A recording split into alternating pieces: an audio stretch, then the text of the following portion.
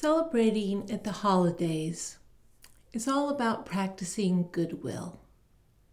The culture supports us by reminding us to give to others, whether it's through cards or food or gifts.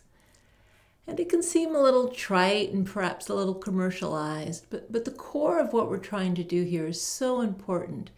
The idea that we need to intentionally cultivate and practice goodwill to have it be more of a habit in our lives. So we know that the brain has a negativity bias and it tends to focus on problems in our environment, but especially problems within ourselves. And for this reason, we need to do a little exercise to build that muscle of goodwill. And so a classic way to do so is through a meditation called loving kindness meditation that's practiced in Buddhism. And it involves saying a series of phrases that are really wishes we give to ourselves and others. Phrases like, may you be well, may you be happy, may you be peaceful. And so in the Mindful Self-Compassion program that I co-developed with Chris Germer, we created a version of loving kindness meditation that made it especially easy to cultivate goodwill for ourselves.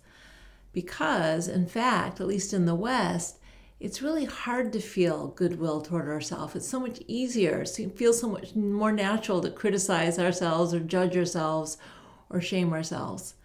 And yet self-compassion rests on the foundation of wishing ourselves well.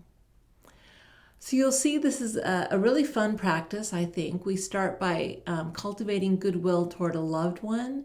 It might be a child or a pet or a grandparent, someone who's very dear to us. And when we think of someone who's dear to us, these feelings of goodwill and benevolence just naturally arise to the surface. And then we tuck ourselves in by imagining ourselves with our loved one. And then we can imagine letting the loved one go and letting the full focus of our goodwill and benevolence and loving kindness rest with ourselves. It's actually a very pleasant practice, and it's also very powerful. Research shows that practicing loving kindness can improve our mental as well as our physical health. So I hope you give it a try, and I wish you and your loved ones well. Thank you.